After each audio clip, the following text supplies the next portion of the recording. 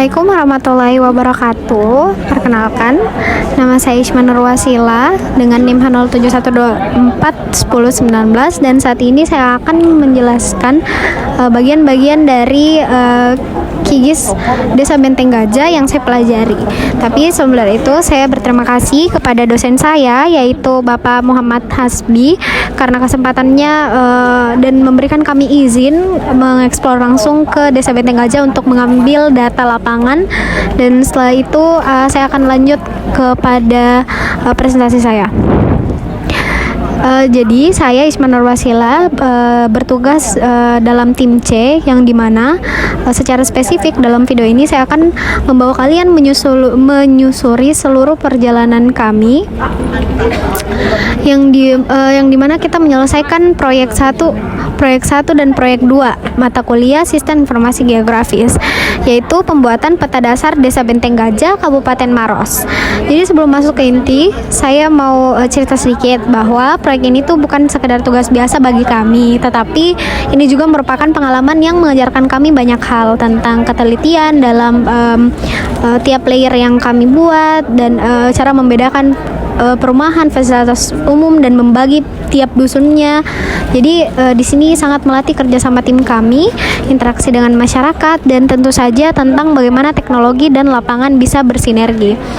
Kami memulai semuanya dari nol, mulai dari melakukan pemetaan melalui Google Maps lewat laptop, mengamati Desa Benteng Gajah melalui layar Google Earth, lalu kami turun langsung ke lapangan, merasakan panasnya matahari Maros, berbincang dengan warga, dan memastikan setiap data yang kami punya itu benar. Setelah itu, setelah melakukan penelitian di lapangan, semua data kami olah di QGIS, kami ubah menjadi layer-layer, dan akhirnya menjadi sebuah peta yang utuh. Di video ini, saya akan menceritakan semuanya secara runtut, mulai dari observasi awal di Google Earth, persiapan sebelum berangkat, perjalanan ke desa, sambutan dari dosen kami, Pak Hasbi, serta bagaimana interaksi kami dengan Pak RT dan Karang Taruna, sampai proses teknis pembuatan layer di QGIS.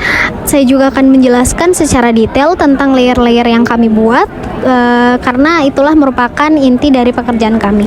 Saya harap video ini bisa memberikan gambaran yang jelas tentang bagaimana sebuah peta desa itu lahir, bukan hanya dari data digital, tapi juga dari interaksi manusia dan pengalaman lapangan.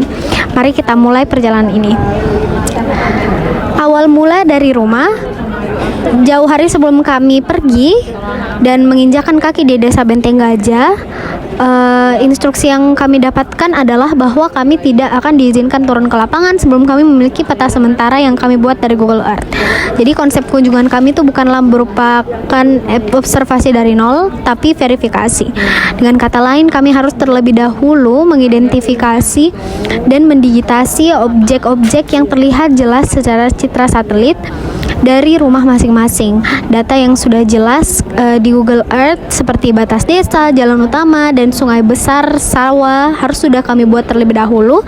Barulah nanti di lapangan kami akan memverifikasi data-data yang tidak jelas atau yang tidak terlihat di citra, seperti batas dusun, jalan tani, mata air, dan fasilitas umum tertentu. Proses ini berlangsung selama beberapa hari. Kami membagi tugas sesuai dengan pembagian tim yang telah disepakati. Oleh karena itu, saya tim C bersama Andi Sofi bertanggung jawab untuk mendigitasi permukiman dan fasilitas umum. Tim A yang terdiri dari Rizky Nurfarid dan Ahmad Rizky Hamis mengerjakan batas wilayah dan transportasi. Tim B yang terdiri dari Zalfa Syaukia Hamka dan Nur Atika binti Ardi fokus ke bagian hidrologi dan penggunaan lahan. Sedangkan tim D yang terdiri dari Muhanif Nurmahdin dan Muhammad Daf Usman bertugas mengidentifikasi potensi ekonomi dan pariwisata. Saya sendiri memulai dari hal yang paling mudah, mencari sekolah, karena bentuk sekolah itu cukup khas di citra satelit. Ada bangunan yang teratur dan biasanya disertai dengan lapangan upacara. Jadi setelah menemukan beberapa sekolah, saya dan Andi Sofi mulai mengidentifikasi area permukiman. Jadi kami membuat poligon yang melingkupi kumpulan rumah tersebut dalam suatu kawasan, tentunya dengan tetap memperhatikan batas-batas yang terlihat. Kami juga mencari masjid dan fasilitas umum dengan mengaktifkan layer places di Google Earth. Namun tidak semua fasilitas muncul dengan jelas dan hanya beberapa yang terlihat sebagai titik kecil tanpa label. Jadi disinilah kami mulai menyadari bahwa verifikasi lapangan akan sangat penting. Setiap tim kemudian mengekspor hasil digitasi mereka ke dalam file KMZ. File-file ini kemudian dikumpulkan oleh koordinator lapangan kami Dalvin Suhada untuk digabungkan menjadi satu peta sementara. Peta sementara ini kemudian kami gunakan sebagai acuan saat turun lapangan, di mana kami mencetaknya, menyimpannya di laptop dan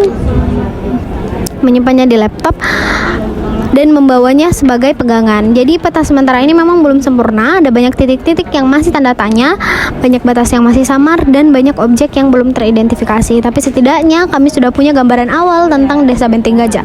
Kami sudah tahu di mana letak sungai, di mana jalan utama, dan di mana kira-kira pusat permukiman berada. Nah, selain membuat peta sementara, kami juga menyusun daftar verifikasi. Daftar ini berisi semua objek yang tidak bisa kami identifikasi dengan jelas dari Google Earth. Misalnya untuk batas dusun yang tidak terlihat itu apa, keberadaan puskesmas itu dibedakan dari bangunan lain bagaimana, atau UMKM yang tidak muncul di citra satelit. Jadi daftar verifikasi ini kemudian menjadi panduan kami saat berada di lapangan. Nah, dengan persiapan ini kami merasa lebih siap, kami tahu apa yang harus kami cari, di mana kami harus bertanya, dan apa yang harus kami verifikasi. Nah, di pagi hari kami berangkat jam 8 pagi dan sesampainya di Desa Benteng Gajah kami disambut oleh pemandangan yang masih asri. Rumah-rumah penduduk berdiri dengan jarak yang cukup jauh. Sawah dan kebun masih mendominasi wilayah ini. Suasana pedesaan juga masih terasa begitu kental dan kami langsung menuju kantor desa untuk menyerahkan surat izin dan bersilaturahmi dengan perangkat desa.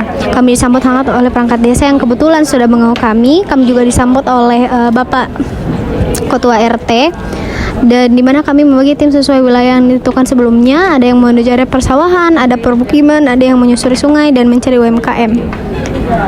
Sebelum kami menyebar, disitulah kami dikunjungi oleh dosen pengampu mata kuliah SIC kami, Pak Hasbi. Lalu beliau memberikan sambutan sekaligus pengarahan singkat dan sedikit berbincang dengan Ketua RT, di mana Pak Hasbi juga menekankan bahwa kunjungan kami hari ini bukan saja jalan-jalan atau observasi biasa, tapi bagian penting dari proses ilmiah yang kami jalani. Setelah itu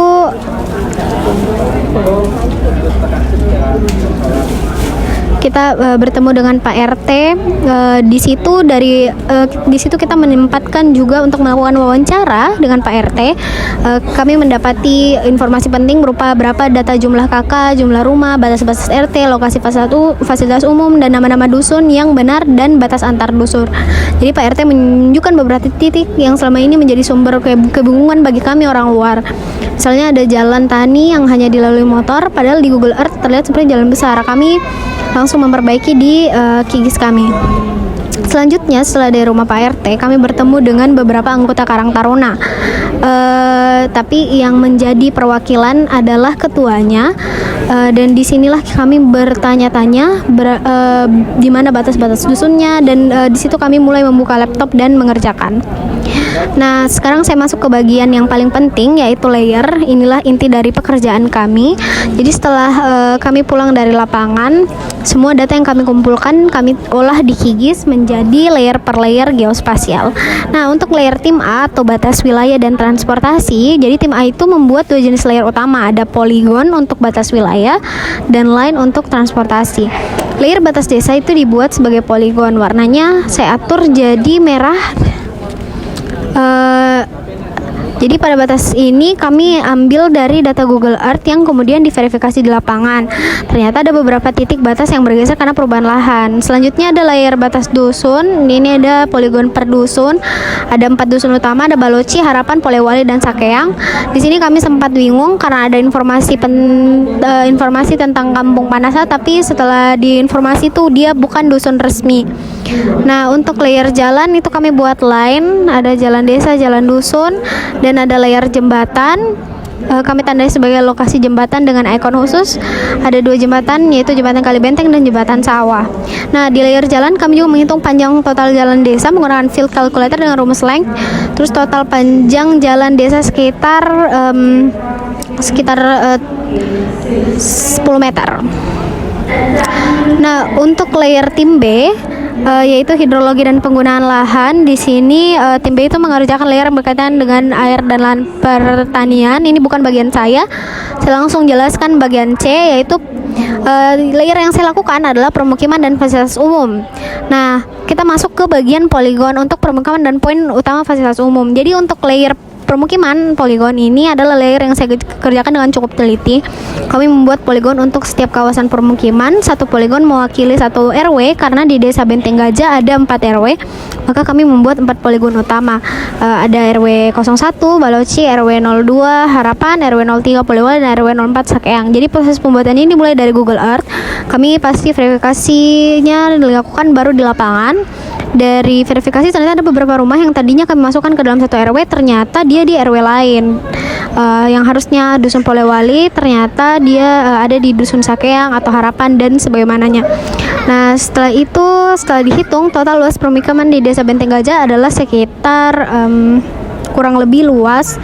Ini termasuk area rumah, perkarangan, gang-gang kecil di antara rumah. Jadi warna yang saya gunakan adalah kuning dengan transparansi 50%. Saya pilih agar warna kuning kontras dengan sawah yang hijau. Garis tepinya saya buat berwarna orange dan ketebalan 1. Jadi salah satu tangan di layer ini kami menentukan batas antara RW karena tidak ada pagar atau tembok yang jelas. Kami harus mengandalkan informasi dari Pak RT dan Karang Taruna serta observasi langsung. Lanjut untuk layer fasilitas umum, saya buat sebagai point. Di sini setiap fasilitas yang kami tandai dengan ikon berbeda. Ada kantor desa, sekolah. Di kantor desa ini ada di Dusun Polewali. Terus sekolah kami temukan di SDN 1 Benteng Gajah dan beberapa madrasah insania. Ya, ikon sepi. Terus masjidnya itu ada beberapa masjid, ada Masjid Nurul Iman, Masjid Babul Jannah, Masjid Nurul Yakin, dan masih banyak lagi, dan ada lapangan olahraga. Nah, atributnya itu saya isi di layer fasilitas umum. Untuk yang terakhir,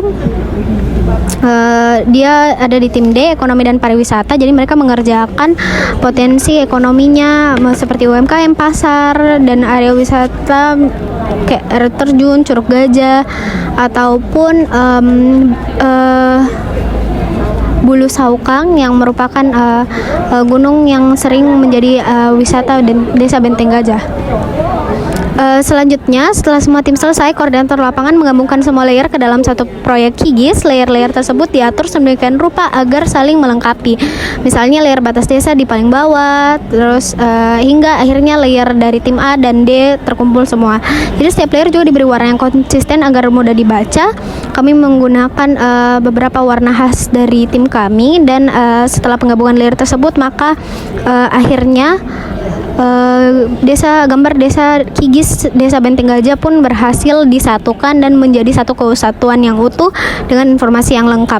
Demikianlah seluruh rangkaian kegiatan yang kami lalui dalam proyek 2 ini. Kami mulai dari Google Earth, kemudian turun ke lapangan untuk verifikasi, berinteraksi dengan Pak RT dan Ketua Karang Taruna, dan akhirnya mengolah semua data menjadi layer-layer di KIGIS. Dari proses ini saya belajar bahwa peta itu bukan sekadar kumpulan garis dan titik. Peta adalah representasi dari sebuah tempat yang lahir dari riset lapangan, wawancara dengan masyarakat, dan diskusi tim. Jadi kami tidak hanya belajar tentang KIGIS, tapi juga tentang komunikasi, kerjasama, dan tanggung jawab. Saya ingin mengucapkan terima kasih kepada Pak Hasbi yang telah membimbing kami, kepada perangkat desa dan ketua RT dan warga Karang Taruna yang telah memandu kami selama perjalanan di sana, dan kepada seluruh tim yang telah bekerja keras menyelesaikan proyek ini. Terima kasih karena sudah menyimak presentasi ini. Semoga bermanfaat. Wassalamualaikum warahmatullahi wabarakatuh. Itu saja dari saya, Isma Nur Wasilah, NIM H0712410119.